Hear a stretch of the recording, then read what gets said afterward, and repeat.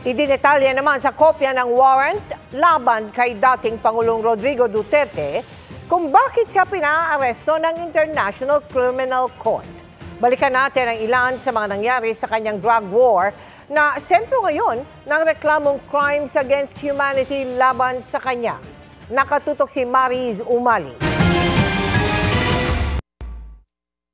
Sa inilabas na warrant of arrest ng International Criminal Court Pre-Trial Chamber 1, nakasaad na noong February 10, 2025, hiningi ng prosekusyon ang pagkakaaresto ni dating Pangulong Rodrigo Duterte dahil isa siya umanong indirect co-conspirator sa crimes against humanity na murder, torture at rape mula November 1, 2011 hanggang March 16, 2019.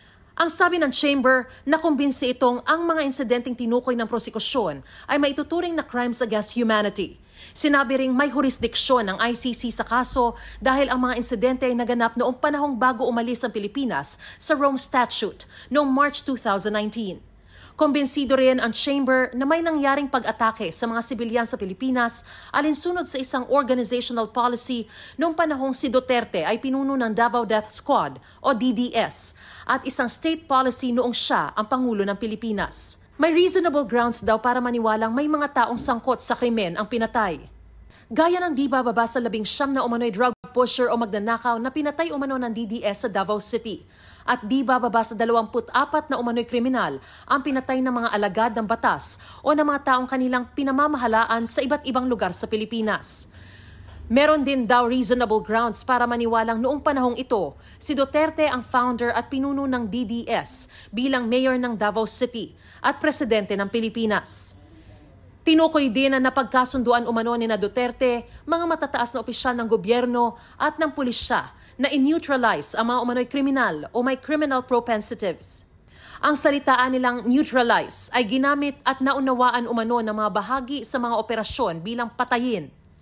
Naniniwala ang Chamber na may reasonable ground para masabing ginamit ni Duterte ang mga direktang nagsagawa ng krimen bilang kasangkapan sa mismong paggawa ng krimen.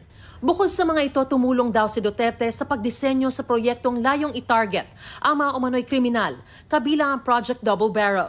Binigyan ng DDS ng mga baril, bala at iba pa. Inutos ang mga bayolenteng aksyon. Nagtalaga ng mga key personnel sa mga pwestong mahalaga para maisagawa ang krimen. Nagbigay ng financial incentives at naghayag sa publiko na isinusulong niya ang mga pagpatay.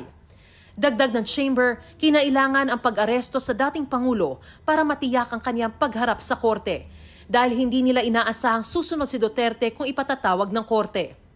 Ang kampanya kontra droga ni Duterte ang isa sa kanya noong mga inilatag na plataporma sa pagkapangulo. I propose that if I am president, I would get rid of criminality, drugs, and corruption.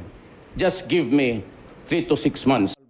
Hanggang sa tuluyang maupo sa pwesto. We will not stop until the last drug lord, the last financier, and the last pusher have surrendered or put behind bars or below the ground. Iisa ang bukang bibig ng dating Pangulo. The order is dead or alive. Ang mga salitang sinamahan ng gawa na uwi sa pagkakasawi ng mahigit 6,000 individual base sa tala ng Philippine Drug Enforcement Agency o PDEA. Malayo sa pagtataya ng ilang organisasyon, ang ilang sinasabing umabot na sa mahigit 20,000 individual ang napatay sa drug war ni Duterte. Pero sa likod ng mga numerong ito ay mukha ng isang anak, asawa, kapatid sa kanilang mga naulilang pamilya. At sa libu-libong individual na ito, iilan pa lang ang nabigyan ng hustisya. Ang pagkakasawi ni Kian de los Santos kung saan 3 pulis ang nahatulang guilty ng murder. Nahatulan namang guilty ang isang pulis ng murder, torture at pagtatanim ng ebidensya sa pagkamatay ni Carl Angelo Arnaiz at Reynaldo Culot de Guzman.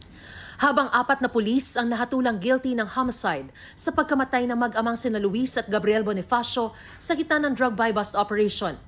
Ang laging sinasabi noon ni Duterte, ang kanyang utos ay gumanti kung manlalaban.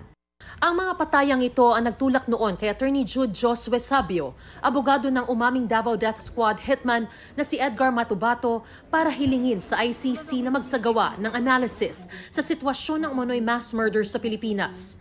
At noong 2018, binuksan ng Office of the Prosecutor ng ICC ang isang preliminary examination sa Pilipinas. Pero makalipas ang mahigit 1 taon, ang Pilipinas opisyal nang kumalas sa ICC. Ang ICC nagpatuloy sa kanilang investigasyon. Matapos ang 7 taon, tuluyan nilang naaresto si dating Pangulong Rodrigo Duterte. Para sa GMA Integrated News, Mariz Umali, nakatutok, 24 oras.